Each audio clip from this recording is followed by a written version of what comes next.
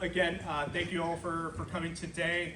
Today was a special meeting. We have a very special guest from Goldman Sachs. His name is Hsia. He is yes, give it a hand.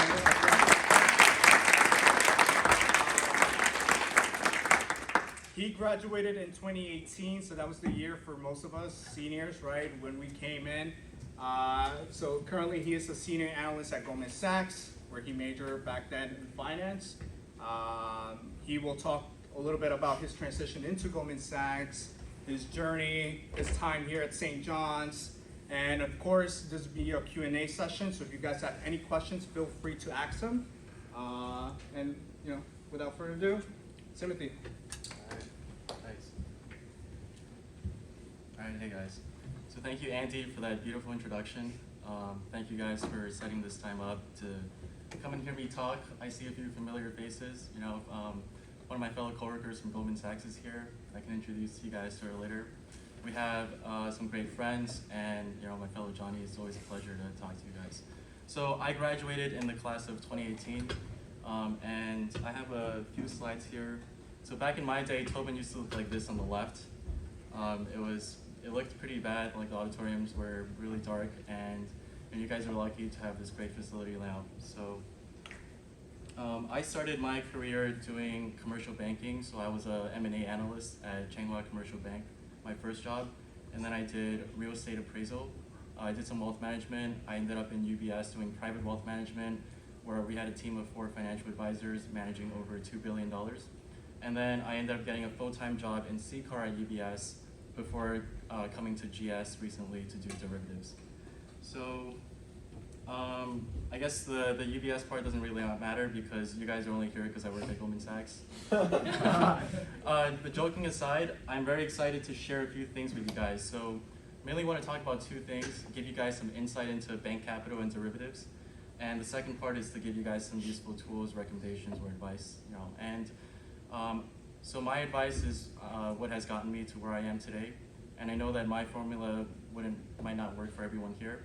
But if anything, I hope that it gives you an extra perspective to consider. And if anything, I hope it teaches you a thing or two about the industry, Goldman Sachs, or about some capital. So without further ado, let's dive into this first section and talk about CCAR. Anyone know what CCAR stands for? Liz?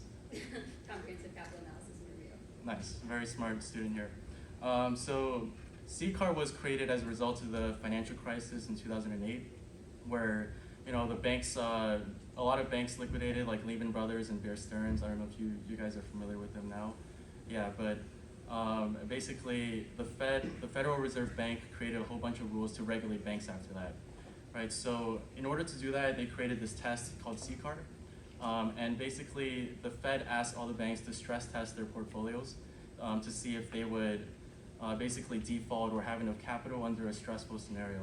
So you can see here on the right, the regulatory minimum for CET1 is 4.5%. So that means that banks have to hold at least 4.5% of CET1 capital, even after they're severely shocked by the Fed. So what is CET1 capital? Well, the formula is CET1 divided by RWA. So your CET1 capital is basically the most pure form of capital that a bank can have. And this is the bank's common stock, it's the bank's retained earnings, compared to Tier 1 capital, which you see below, which is preferred shares or like hybrid securities. And the denominator of that is RWA. Sorry if I'm confusing you guys, but you'll see the point of this. So RWA is risk-weighted assets, and it's a bank's asset multiplied by risk weight. So let's say you're Goldman Sachs and you're doing like $1 billion loan with the sovereign, which is the country. Usually these are deemed as really safe, so they have 0% risk weight associated to that. So the billion times 0 would mean that it has no RWA associated. On the other hand, if you're doing an unsecured or uncollateralized loan that's very risky with a risky borrower, that might have 100% risk weight. So your RWA would be 1 billion. Right? So CET1 is basically seeing how much capital you guys can have, and obviously the more capital you have, the more your bank is going to be able to withstand economic downturns. And you can see that, for example, UBS, which is where I started doing this, the actual ratio of CET1 in 2019 was 22%, which means that even under a severely adverse scenario issued by the Fed, we would still have 22% CET1. So let's compare this to Goldman Sachs, which has a CET1 ratio of 14.7%. So under stress, actually, the minimum is 9.8%. And you'll notice that the CET1 ratio for Goldman Sachs is much lower than for UBS. And this is because the firms have different operating strategies. So Goldman Sachs, likes to make a lot of money. They don't want to hold excessive amounts of capital because they'd rather distribute it back to their businesses and try to make more money from that. On the other hand, UBS is more catered towards wealth management. As you guys may know, they're the industry leader in that. So they want to project this capital strength to their shareholders and to their clients, so that they know that they're a very robust bank and they wouldn't be likely to default no matter how stressful the economy gets. So the way the CCAR works is that the Fed gives us a few scenarios to consider. So the first one is a baseline scenario of what the economy could look like, if it was a normal operating environment. The second one is like an adverse scenario, which is what happens if the economy goes bad. And the last one, which is the most important one, is a severely adverse scenario. And in order to stress test the bank, they give us 18 macro variables. So this goes from GDP to CPI to inflation to the Dow Jones Index. And they would tell us let's say in Q1, GDP goes down by 10%, and in Q2 it goes down by 12%. What would your balance sheet and income statement look like? Or they could be what if unemployment rate goes up to 10% and the Dow Jones tanks by 50%, volatility spikes by triple. So our modeler teams would put all of these model results, model inputs into their models and calculate, for example, PPNR, market risk, credit risk, operational risk, and all of this to create an income statement and balance sheet post-stress. And that's where we get our capital from. So what do I do at Goldman? Well, part of my job is to calculate RWA for derivatives now. So I don't know how familiar you guys with derivatives, but they're basically a security that's dependent on an underlying asset. So you guys probably all trade on Robinhood these days, right? Yeah, so you guys are familiar with calls and puts. So a basic way of doing this would be buying a call option where you expect the stock price to go up, right? And you have the option to purchase shares at a specific price. However, these are just a small amount of Goldman's derivatives portfolio. So most of our clients come to us because they want to hedge something.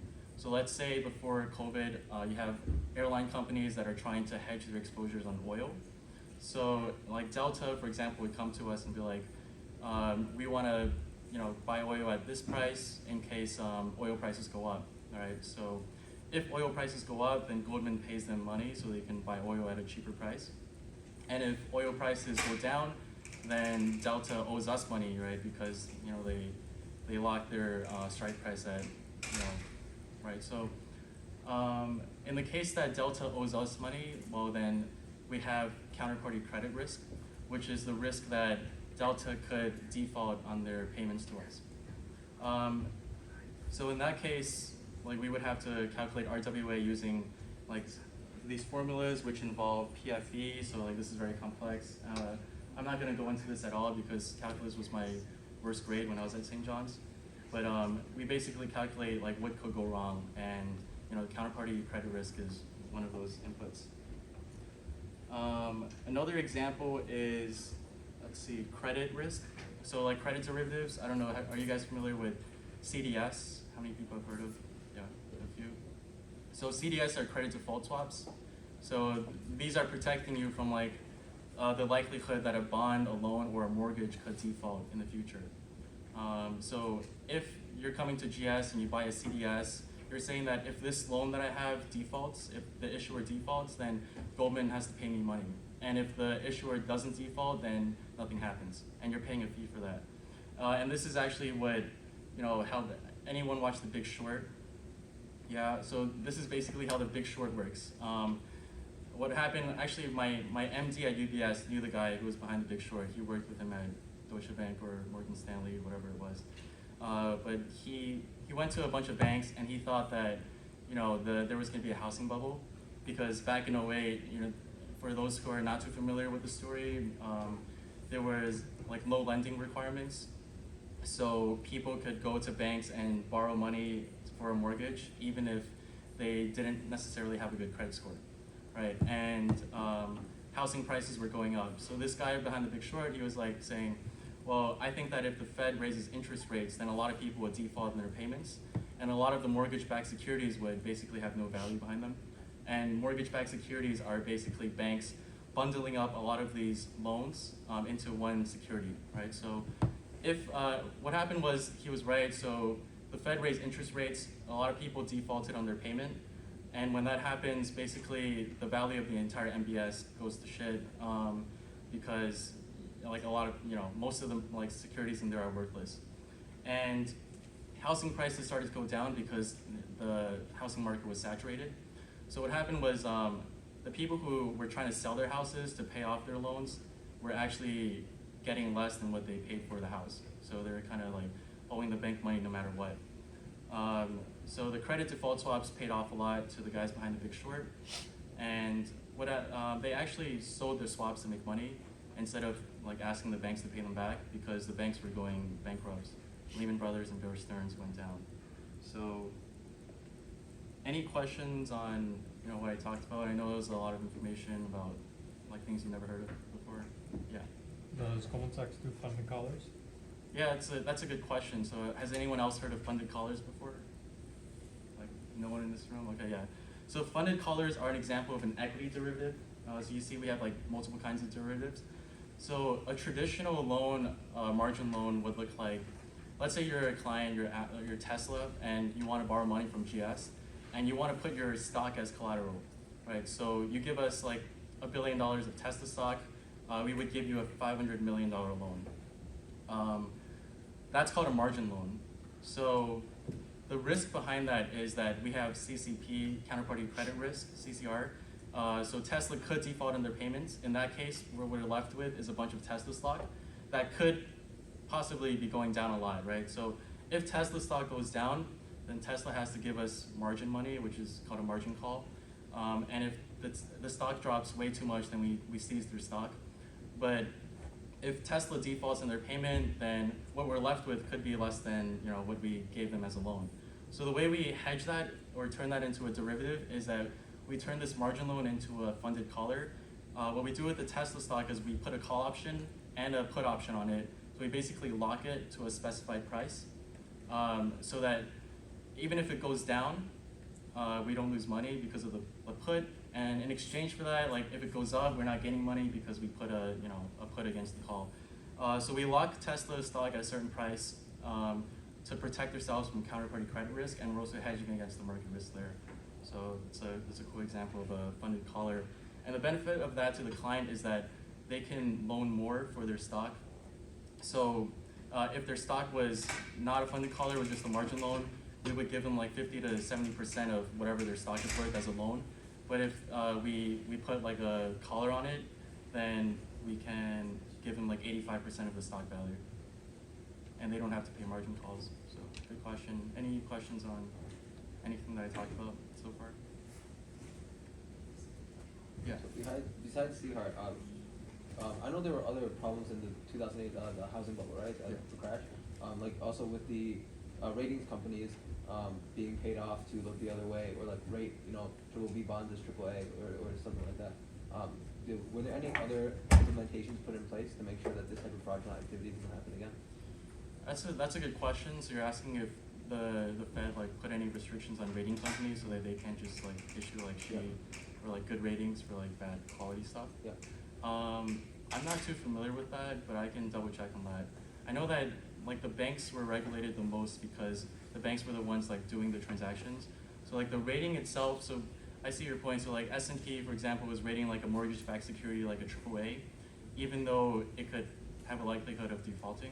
So I'm not sure if there's been any rules in that, but that's a good question. Yeah. All right, so if no further questions, I'll move on to my second part, which is hopefully makes a little more sense. It's like some tools that I recommend for college students. Well, the first one is a networking tool that I have. So when I was in college, I had a whole bunch of like target companies that I wanted to work at, and I wrote them down, right? So let's say GS, UBS, JP Morgan, and then I have a spreadsheet that tracks like who I reached out to or met from each company, why I'm meeting up with them. So let's say I meet John from UBS, and he connected with me on LinkedIn, and he was class of 1990, and he was also a finance major, right? So I would message him on LinkedIn. I'll shoot him a message saying like, hey, hope all is well. Like, would love to catch up for coffee sometime, right? And then here I have his job title here. I have his LinkedIn links. I keep track of whether I reached out to him or not, and then what happened as a result of that message. So this is actually what got me my full-time job at UBS. I was an intern there, and I was networking, and one of the people who I fortunately met up with was the CFO, and I met him, and he invited me to his office on like 38th floor with a great view of Central Park. But he said, if I was looking for something when I graduated, I could ask him, and he would try to help me out. So when I did graduate, I decided to try to do something in finance outside of private wealth management, which I was in, and he offered me a job in CCAR. So I can send you guys like this spreadsheet that I built if you guys are interested afterwards. But this is one of the things that I built for my friends who are using this, and it's worked out for them as well. So another thing is, I would recommend building habits. I know that if you guys are interested in doing something, you might feel like an initial burst of inspiration, but that inspiration only lasts you for so long, right? So you go to the gym for like a few months, and then you lose that inspiration. What's really driving you forward on improvement and making gains on whether it's going to the gym or your career is turning whatever you do into a habit. So I created this calendar a few years ago that I don't use anymore because I just kind of like systemized my entire routine. But I was using this for like a good year. So I basically had something that I wanted to do every day, right? 4 things. Let's say you're in college and you want to learn Python, you want to study some accounting, you want to get better at Excel, and you want to work out. So every day I would like keep track of whether I did these or not. I checked them off, and I created an automated calendar. So like this calendar like changes every month automatically based on like how many days of the week there are and what day it stands on. And this is a tool that I use for myself. But however you guys want to make your habits turn into like daily habits that are routine, I highly recommend working on that. And the last tool that I have is like some mental tips. So what's worked best for me over the years is obviously setting goals for yourself, because if you're a ship, if you're the biggest ship, Arnold said, and you don't have a direction you're going, right, then you're kind of just lost in the middle of the sea. But the most important part for me is like self-diagnosing my weaknesses. Face what makes you uncomfortable is something that everyone can do, and that's something that I've been trying to do. So when I was in high school, I was actually super shy, and I was really bad at presenting. Maybe I still am, but I never really presented, and I wasn't good at networking at all, like at meeting people or even raising my hand in class. But that's exactly why I chose to do business, because I wanted to push myself out of my comfort zone and work on an area that I'm not as good at, even though I could probably do something more technical. So whatever you do the uncomfortable things, because that's going to push you to grow the most, and build habits, and whatever you're doing, do a good job at that. So when I was in college, I interned 3 days a week, and I was doing 6 classes, but one of my jobs that I had on every Sunday was to work at Marshall's, like the retail store. So every Sunday from like 5 to 10 p.m., I would go into Marshall's and pick up clothing from the floor and hang them onto the rack. And I hated doing that every single week. I was like, I'm gonna quit this job, tomorrow, but I never did, because first of all, it trained me to get like that mentality in to like do things that I don't want to do, and I think that's helped me a lot. And the second thing is, because like I figured like if I'm doing something, I might as well like do a good job at it, right? So even for this like presentation, I actually prepared a lot to like have these slides kind of designed like this, even though I'm not a good designer. But never give up. So I mean, this is obvious, like you guys are all students, but I'm sure that you guys will all face like some like tough times over the years, whether it's going through a breakup or having the uncertainty of whether you're gonna take this job or not. Whatever you do, just always stay hopeful and never give up.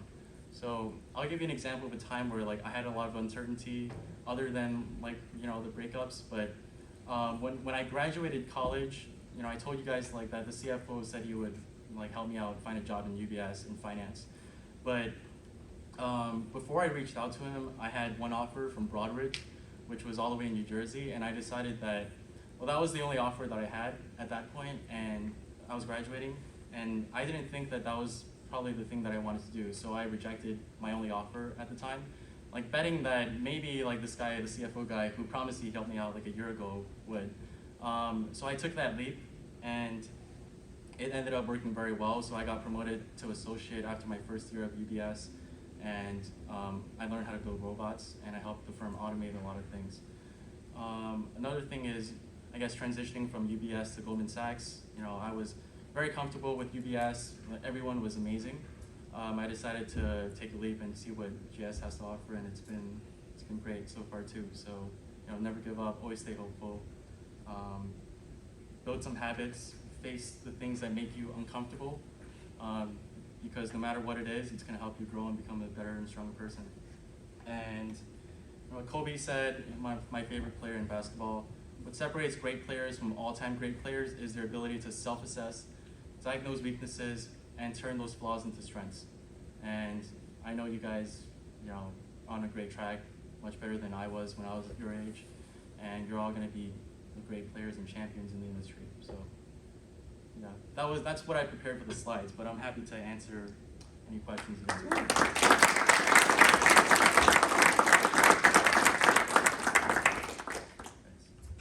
So Andy helped me prepare like some potential questions, which I think are great. So you know, if any of these speak out to you, or if you have any questions, you know, feel free to. So could you talk about what the interview process was like for both UBS and Goldman? That's a good question. Yeah, I'll start with Goldman because I just did my interview process over the summer. It was two interviews. I went into the office both times, even though there were like a lot of COVID restrictions. And there were 2 interviews of 3 each, so it was an hour and a half like of straight, you know, interviews. I interviewed with like a lot of VPs and managing directors, and actually during my first interview, like the CFO walked into the interview and was like, "Hey, like I'm John, I'm the CFO of Goldman Sachs." He put both of his legs on top of the desk that we were like sitting across from, and he was like, "All right, tell me about yourself." And I was like, "All right." So that was fun, but I would say for Goldman Sachs, like the interviews are mainly like 2 different parts. The first one is like technical questions, so you should be able to know like, you know, what industry you're talking about and what field, and like answer some technical questions. And as you answer them, so like my first technical interview, like I aced, and then the second one it gets like much harder. So they kind of benchmark like where they want to place you based on that, and how much of a salary you get based on the technicals. So the second one, they were asking me like questions completely unrelated to my industry. They were like, if the maturity of a bond increases by this percentage, how much does the yield like increase based on like whatever other factor? And I straight up told him like, I learned this in college, but I don't know like what you're talking about because I'm not working in this right now. And he's like, cool. And that's exactly what they want. Like if you don't know the answer to something, just tell them, you know, like I don't really, you know, like I don't really know like what this is, you know, or not like that maybe, but you know what I mean. So those are the technical questions. The other ones are like cultural and like personality questions. So they would ask you like, what are your strengths and weaknesses? Obviously, like my MD asked me that, and you should feel very comfortable talking about your resume with Goldman because that's one of the main things that they're gonna ask you to talk about, like your experiences, what you did, what you like doing, and yeah. And for UBS? Oh yeah, and for UBS, sorry. For UBS, I would say it was more or less the same. My UBS interview was like 4 years ago, but they had me walk through my resume, talk about like what I wanted to work on, you know, what I like doing, strengths and weaknesses, yeah. I know you mentioned getting into wealth management at UBS, which is very competitive. Yeah. Can you speak a little bit more about that process? Nice. Yeah, it is competitive. Well, it depends on like which area you want to go to. I know a lot of St. John's alumni like work at Morgan Stanley in wealth management. I'm sure you guys know a bunch of them. But the specific team that I was on, it was, you know, it was an ultra high net worth wealth management team, and they managed $2 billion. And my first boss at UBS, Joel Post, shout out to him if he ever sees this, but he was an incredibly smart and amazing person. He went to Harvard for undergrad, and then he went to Wharton for his MBA. And actually, I did not get accepted the first time I interviewed with him. He hired someone who interned at Goldman Sachs before I did.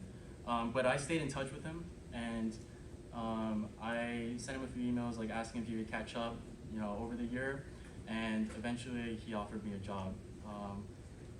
So he was great. He usually hires interns from Harvard, St. John's. He's an amazing person. But that wealth management internship was great. We got to meet with hedge fund managers, meet like people pitching their mutual funds to clients, and build decks for some pretty rich people out there. So telling them how the portfolio went, what to invest in. So that was cool. Yeah. So, I'm a freshman, right? Nice. What is one piece of advice that you could say for someone that wants to like look into finance and bank, either commercial banking or investment banking? For freshmen, I would say you have a lot of great resources at St. John's. You have Andy, who's incredibly competitive and driven. He knows a lot of people. There are a lot of people out here in St. John's who are willing to help you. Program-wise, I recommend eventually maybe trying to get into SMIF or EIRP if you guys have heard of that. So like SMIF is the Student Managed Investment Fund, where you can trade money for like research into sectors. And EIRP is the Executive in Residence program, where you can do consulting for some companies. And I learned a lot about presentation and building decks and everything from EIRP and thinking outside of the box strategically. So I recommend trying to get involved in that, doing the EcoFin stuff, putting your resume, like just applying to as many things as you can. And I'm happy to take a look at your resume or shoot you a referral with something, or any of you guys, if you're interested. Yeah, so keep it. Timothy, first of all, thank you so much for taking out of your time to talk to us today. I know that you talked a little bit about talking to the CFO of UBS. I just wanted to ask, what did you do to create that opportunity, and how did you present yourself as a qualified and likable person when you had the chance to talk with them? That's a good question. Yeah, that's a good question. So I messaged him on LinkedIn. I was like, I'm interning at UBS. I like this company a lot. I would love to meet up with you for a coffee or to chat sometime. And it's amazing how helpful people inside the firms are, especially at GS, where GS has a big coffee culture. They have a big sky lobby, so they encourage people to catch up, meet people from different divisions, outside of their teams that they're necessarily working on. So he was nice enough to invite me up to his office, and as a likable person, I would say being genuinely curious about what they are doing and what they're working on, and what tips they could recommend to you that they wish they knew or has worked for them throughout their career, because they all have amazing tips. Yeah, he had some great stories to tell about his experiences, so it was great. Just keep an open mind, learning from everyone you talk to. Thank you so much. Yeah. Sorry. So thank you so much for the presentation. It was amazing. My name is Ignacio. I know you've thought about this already. Maybe it's too early, but what other steps do you see ahead of yourself for your career? Or what's the end goal? What things do you want to achieve? That's a good question. So, getting into GS wasn't actually my goal in my career. Getting into UBS was my dream job, actually, because I was very interested I learned German in college, and I was very interested in working at a German bank, eventually moving to Switzerland one day. So that was actually my dream. Not anymore, because now I'm at the dream company, I guess. But in terms of what else I want to do, so there is a startup that I'm trying to create on the side. It's called Cosm, and it allows you to put your social media usernames in one place. So when I was in college, I was networking with a bunch of people. I was adding people on LinkedIn, right, or Instagram. But I found it hard to add them on other places, like Snapchat, Facebook. Not that anyone uses that anymore. Or email them. So I created this app that puts everything in one place. So that's the next step.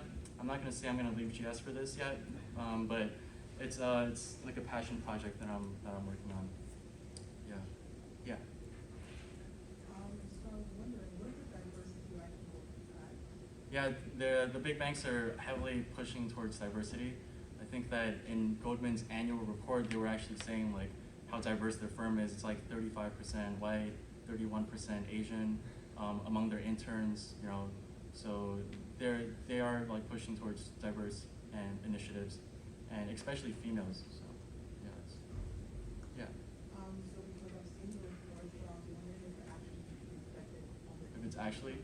Yeah. Okay, so I have a funny story. I don't know how appropriate this is, but my first week at Goldman Sachs, we went to happy hour, and I was getting drinks with a few of my coworkers. Me and an African American analyst joined at the exact same time. So we had a VP come up to us and was like, "We got rush hour over here." Yeah, but it's actually. Goldman is very diverse, so we have like among our teams we have like all kinds of people, and I've been very fortunate to experience that and to work with talented people from all over the place. Even at UBS, it was very diverse. So yeah.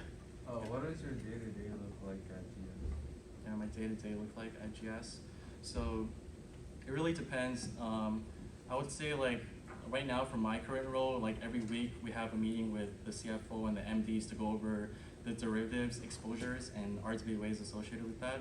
So they like to monitor like what's changed every week, how much are we up by. So let's say like, actually, I probably can't say this, actually, never mind, sorry. Yeah, because most of the slides that I have here, they're all from public disclosures and annual reports, so they're all public information. But let's say like we have a new trade with this client of like, I don't know, $2 billion RWA, which is extreme amount, but they would be like, okay, what's driving like this RWA change? How can we like minimize like some of the RWA increases, because obviously if the denominator is big, it affects our CET1 ratio.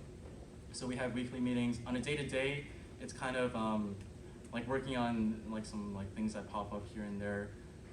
I would recommend for you guys like maybe learn some automation skills, because most of what you're doing in banks or in the industry is like updating spreadsheets, right? If you're an analyst, we're maintaining some like spreadsheets, and if you guys know how to automate that, whether it's through Excel or Python, VBA or anything, that would easily get you promoted. That's what got me promoted at UBS. I was building robots for the team, and we saved like 600 hours a year just off like updating one spreadsheet. So yeah, I would definitely, yeah. Do you have a follow-up to that? Or I was just gonna. Yeah, go for it. Besides Python, like what else do you use? Yeah, I would say to start off with, definitely get good at Excel, because that's what everyone uses still, surprisingly. Like obviously you have your like basic stuff like VLOOKUPs, right? And building pivot tables. But other than that, I would recommend learning into the more advanced stuff, which is VBA, because you can use VBA to automate like all kinds of things, which I've already started doing at GS so far. And I would recommend looking into indirect formulas. So indirect is probably like the most advanced thing that I've learned in Excel. It's what my boss at UBS taught me. And doing like index matches. So index match is another way you can do VLOOKUPs, but it's a more flexible tool than the traditional VLOOKUP, where you have to look up something from like the first column. Yeah. So index matching, you can find like a value from like wherever the table is. And do you have a question? Yeah, I mean, you kind of just hit on it, but just like a skill or two maybe that you wish you would have had going into some of maybe your like earlier internships and just work you did. I would say a skill that I had, so outside of the Excel ones that I talked about, I think it's identifying weaknesses and efficiencies in processes, and that's what I refer to in like self-diagnosis, right? So self-diagnose not only yourself and what you can improve on, but think in terms of like your manager's shoes, like what could I do that could make everything more efficient, and that's what I learned in EIRP. It's like where you're trying to find efficiencies in processes, businesses, whether it's so like on a very large scale, that would be like M&A, like you recommend like Goldman to buy a company, or it could be implementing a new process or technology. So like implementing blockchain, that's what we talked about a few years ago, into your work stream, or like building some formulas to make things streamlined. Any skills like you wish you wish you would have had? Like you got into the job, and you're like, damn, I wish I would have studied this more. Excel for sure. The robots, I would say I wish I had, but I was very lucky that UBS trained me on how to build robots, and I think that's a skill that not a lot of people in the industry have at all. And you know, that's what separated me, I guess, a lot over my career so far. Y'all were building like physical hardware robots? No, so it's RPA, robotic process automation, Oh. where we use like a tool called Automation Anywhere, and it basically mimics anything you would do on a computer. So if you're clicking like a button, if you're like doing Alt NVT on your keyboard, you can have the bot to automate that or to do that for you. So we update spreadsheets through that, you know, through manual processes, and we're just repeating the entire manual process done by a bot. Yeah. Hi, how are you? My name is Matthew, and I don't know how your presentations were in high school, but this one was definitely very wonderful, so thank you. But you mentioned no matter what industry you're in, it's important to have a basic or at least a really good foundation in the technicals of your industry. But aside from the technicals, what other attributes does Goldman Sachs or UBS, for instance, consider in an ideal candidate for an intern position? Thanks, Matt. Technical skills or? Well, besides technicals, like what Besides other technical? attributes, you know, whether Besides- personal or? Yeah. Good question. Yeah. So I think what they're looking for is someone who is not. You don't necessarily have to be like the subject matter expert or SME, as they say in the industry or wherever you're working in. But you have to like have the willingness to learn. And when they interview like people, they're looking to see if this guy has potential to learn. So if this guy can be taught. So if you act like a know-it-all, like if you think you know everything, or you're cocky or whatever, you might not get accepted, depending. But if you come across as someone they can teach or coachable, then I think they're more likely to hire that kind of person. And would there be people, whether in your team or let's say HR or management, where you could go and ask questions? Yeah, I think the culture that they try to instill is a very helpful culture where you can go to anyone and kind of ask for anything. It's very teamwork oriented. That's one of the 4 pillars of GS. It's actually very excellence driven. You're driven towards excellence, like kind of like trying to get a perfectionism, the ideal state. You're a very teamwork driven person. That's what they like. Thank you. Good question. Yeah. Hey, what's the current landscape looking like with crypto and banking? Goldman Sachs specifically, have you guys done any talks with anything? Are there reviewing it or? Well, we have a few analysts at Goldman who buy a lot of crypto, and they're like telling everyone, I'm gonna hold on to that. And my VP at Goldman is like, I'm never buying that kind of But crap. in terms of the bank itself, are they not acquiring anything? Oh, in terms of the bank itself? Yeah. I'm not too familiar with that. I don't know what Jamie Dimon is saying about crypto now. I don't think he's changed his mind on that. Sure. So I don't think David Solomon or DJ Saul has changed his mind. DJ Saul. But yeah. So how was your transition from wealth management to derivatives, and what caused it? Yeah, so I transitioned from wealth management to CCAR to derivatives. Actually, I wasn't planning on joining derivatives at GS, but I got a LinkedIn message from a recruiter asking if I wanted to interview at like the #1 bank in the world. And I replied to him like, which bank is that? And he was like, Goldman. I was like, sure, I'll interview for it. And I ended up getting it, so I decided to join GS, and I love it a lot here. What caused it, or what was the second part? Yeah, what caused, like, were you at all interested in that? Oh yeah, what caused it? Yeah, that was basically it. Yeah. Okay. So I recommend you guys to build up your LinkedIn profiles, because you never know like what kind of messages you're gonna get from there. I've received a lot of offers over the years, as ADP or like to like different banks or whatever, and I was very comfortable with UBS, or maybe comfortable isn't the best word, but I liked it a lot there, and everyone was very, very friendly. The people there like were basically gods at Excel, and they taught me like everything I know now, and they helped me grow and climb there, so it was great. Yeah. My name is Jordan. I just have so for someone that's like undecided in business school and that wants to potentially work in like a higher position down the line, what type of like majors would you recommend? Undecided right now? Yeah. Okay. And you decided to join this, so I would recommend doing finance, I guess. No, I'm just kidding. So being undecided isn't bad at all. I don't think I really knew what I wanted to do too when I was a freshman. In fact, I didn't change my major to finance until I got my first internship at a commercial bank. and where I was doing like M&A analysis and all that stuff, and I was like, this is really interesting. I actually want to do like more finance stuff. So I would say like keep attending all kinds of events, whether it's at Tobin or in like pharmacy or wherever, and try to see like what interests you the most, and apply to as many different things as you can, because the more you try, process of elimination obviously, and hopefully you find your passion and think you're gonna kill it and do great. So good luck. What else? Yeah. I have one more personal question. What other things were you involved here on campus when you were a student? Yeah, when I was on campus, I wish I was more involved in like doing ecofin stuff. Andy's done a great job at it. His predecessors, who I know, Javier, Victor, Matthew, Caputo, they've all done a great job at it. I was more doing like what I mentioned, like SMIF, so the Student Managed Investment Fund, EIRP, which I found fascinating. I highly recommend anyone to like try to get into that, because that was a great experience. And I also did a case competition. So like they flew like four kids out from Tobin to DC to Georgetown University to do a competition, and I was part of that. And we were competing against, I think, 20 universities. That was a good experience too. So college, what else? That's about. I know I did a lot of internships, so I'm sure you guys are all doing that too. Yeah. Yeah, so you mentioned you have a passion project, so does that mean you have a work-life balance, or is it kind of resistance? That's good. So like before I joined GS, I was calling like everyone I knew, and I was like I'm probably gonna be like fucked.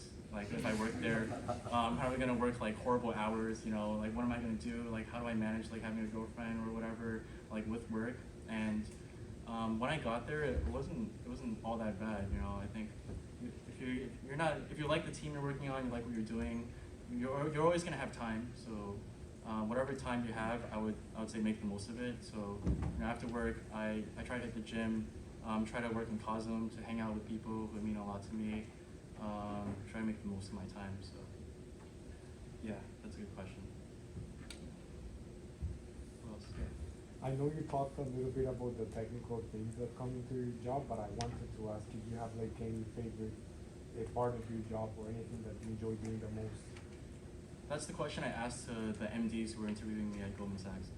And surprisingly, the CFO, my managing director, they all said the same thing. They were, I love the people that I work with.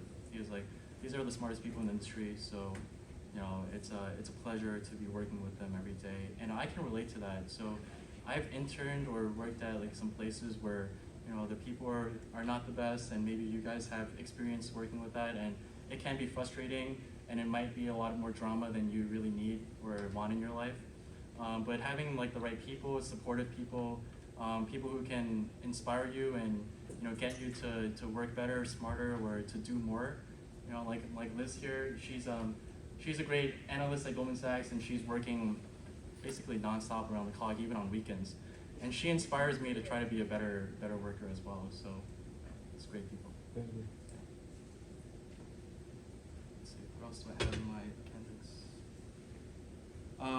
So speaking of COSM, I would appreciate if you guys ever decide to try the app. I have the QR code. This is something that I just started working on, and if you guys could add me on the app, my username on there is CEO Timboy, which is very cheesy. But feel free to add me on LinkedIn there, because all my social is on there. Feel free to shoot me an email, message me on LinkedIn, ask me to send you resources, to send you the deck, to send you the tools that you might find useful, to send you a referral to Goldman Sachs, to catch up, to talk. I'm happy to share anything that I've learned over the years that could possibly help you, and contribute to your success, because I think you guys are all going to do great.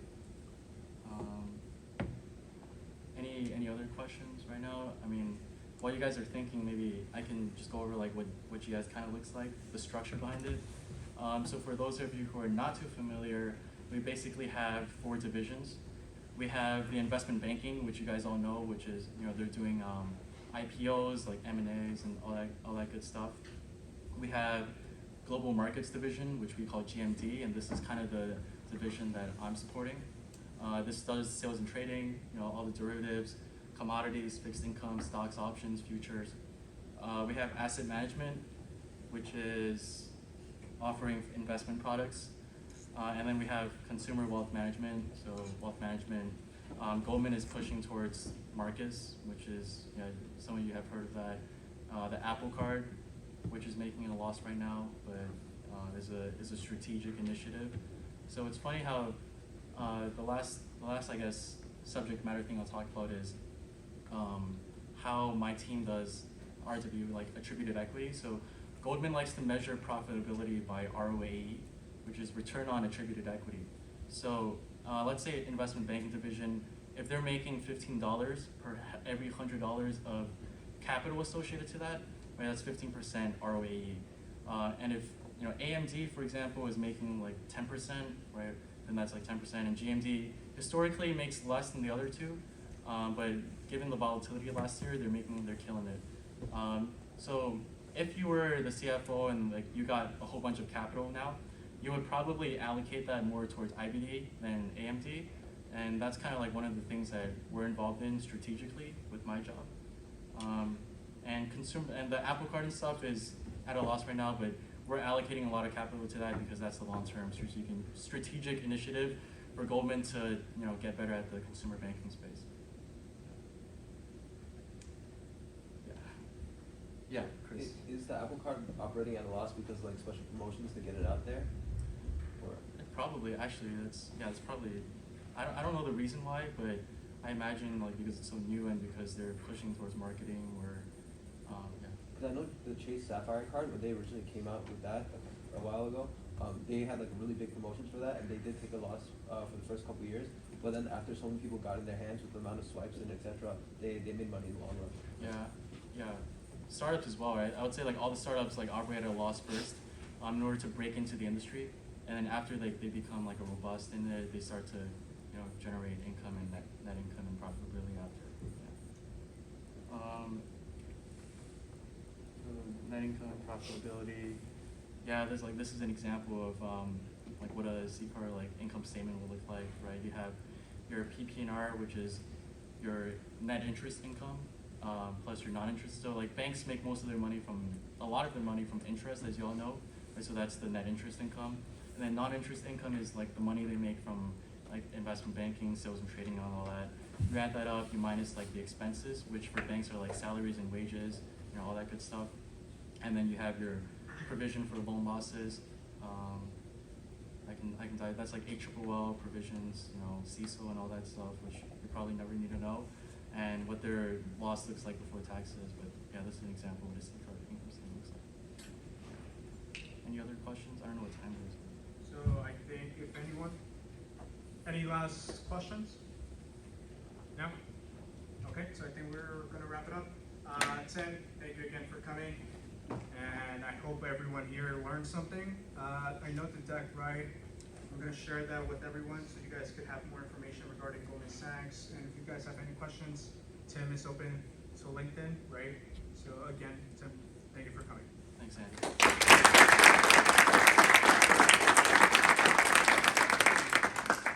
Feel free to add me on LinkedIn, as Andy said, and anywhere, and I'll try my best to be helpful to you guys. And thanks for coming.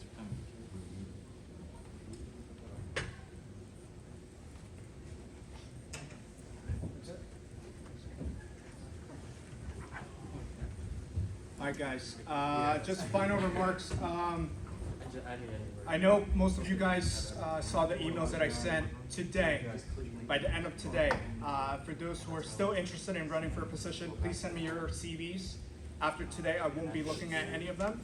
And for those who submitted or for positions, interviews will begin this Thursday. So I will send you a time slot for you guys, and we can do that. But yeah, also, I forgot to say, Tim, he is the speaker for the Wednesdays on Wall Street. I think, when is it, in March? Yeah, 23rd or something. 23rd or something in March, right? That's the trip that we're gonna take. So for any of you who wants to come to the Manhattan campus, for those of you who haven't seen the Manhattan campus, want to take a small trip, we're gonna be going there and seeing sort of what Tim spoke today. So today we got a sneak peek as to what he was gonna present on March 23rd. Yeah. Right, something like that. I'll come up with something better. Yeah. But that's it. Thank you all guys for coming to that.